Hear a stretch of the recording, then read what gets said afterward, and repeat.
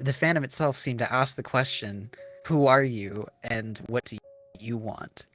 And I wasn't getting that question asked to me at any other point in my life from anybody. It was almost like people were thinking for me, and I was following the flow of the crowd. I was taking AP classes because other people were. I didn't really care. Honestly, I feel like it's the way that everybody should be. I feel like everybody should ask that question to themselves, like, who are you? What do you want? Who do you want to be? And in a world that increasingly and like frequently tries to tell you who you are, what you want, what you need, circumstances piled on top of each other created just like this recipe of disaster for my mind. And the fandom provided a way out in that sense. It provided an escape, it provided something to look forward to in life.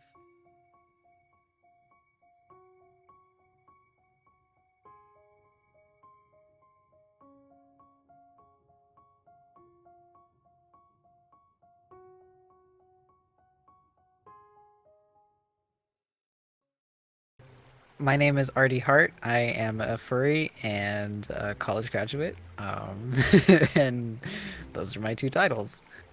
I'm Jor Ninja. I have multiple personas basically, but I like to represent myself as a purple dragon like this. I've been in the furry fandom since I was a little kid, but like I haven't been fully immersed into it until 2019. 2019 was when I officially joined and actually started going to meetups in real life. My name is Trevor. My Sona's name is Triple. And let's see a little bit about me. Triple is a kitty cat. It kind of mix between a black cat and, well, mostly just black cat. But I'm a computer science student in my third year. I'm also a avid furry. Go to a lot of furry conventions, furry meetups, and that kind of stuff.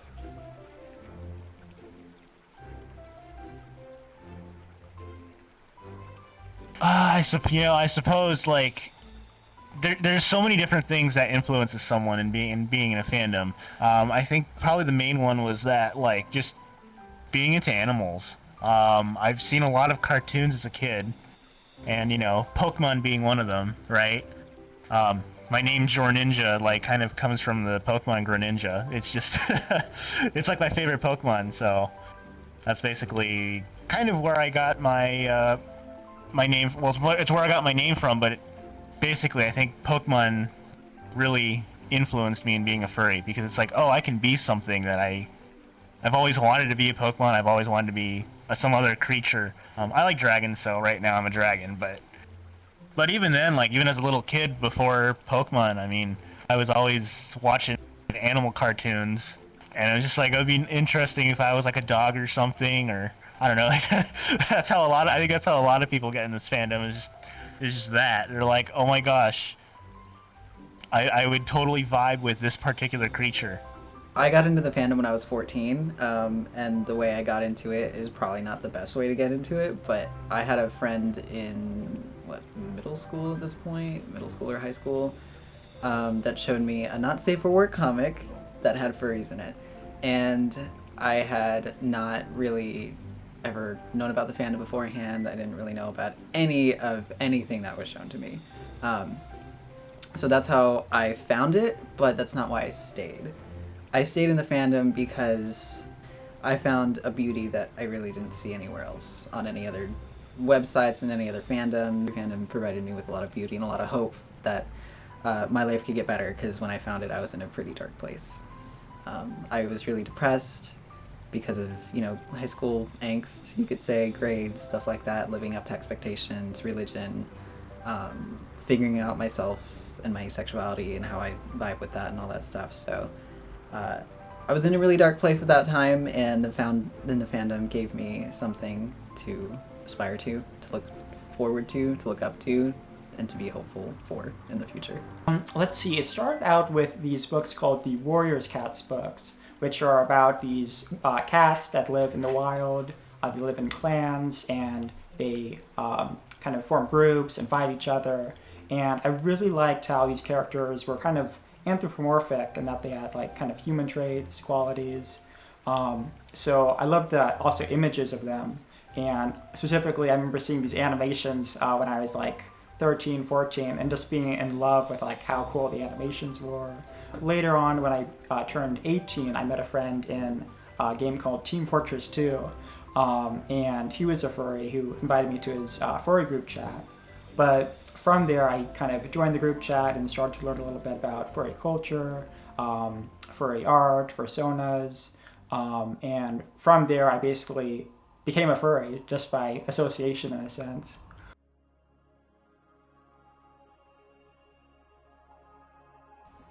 I started off considering myself bi because at the time where most of my sexuality questions were happening, it was also mixed with religion and stuff like that. I now consider myself demisexual, and for me that means not really experiencing any sexual attraction until I know the person well enough to have those feelings. Like, I can go to a bar or anywhere where people meet and see someone who's objectively cute.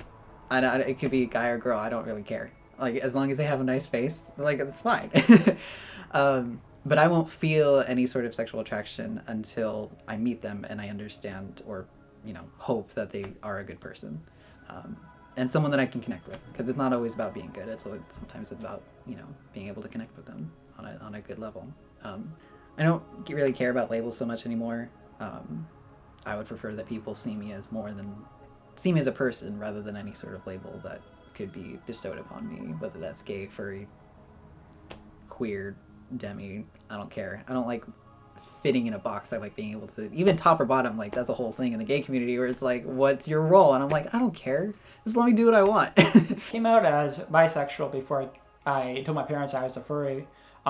Some people kind of conflate coming out as like queer to coming out as furry, but it kind of can vary from people to people. One of the reasons that telling your parents is you're a furry can be maybe more scary than coming out as bisexual is just because of the misconceptions about the furry fandom. I think I showed a video where a furry YouTuber actually told his entire college about being a furry and the aspects of culture and stuff.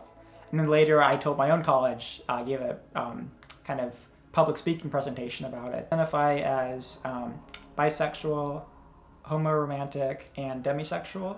The area which is kind of more important to me than sexual interest is being demisexual. Finally, homoromantic is just meaning that I'm only interested in romantic attraction to people of the same gender, so male in my case. I've tinkered myself between, being bi and being pan. Pan means like you're open to all genders. I'm he, him, I'm male, I'm a guy. Which is interesting, though, because technically the original character for my dragon is actually female. I probably would prefer straight a little more, though, which is kind of the reason why that I might be considering bi more than pan. It's an unknown place for me. Sometimes I don't know. Sometimes I feel like, oh my gosh, men are hot. Sometimes I'm just like, oh, women are hot. I can go either way. But also, like, what do my parents think? They want me to get married and have children. So it's like, can I really do that when I'm gay? Can I actually be, I don't know. It's a hard area for me. But I'm also, the second part of me is like, I'm demi, which means I don't just have sex with anybody. I mean, that I gotta be careful. I gotta be careful.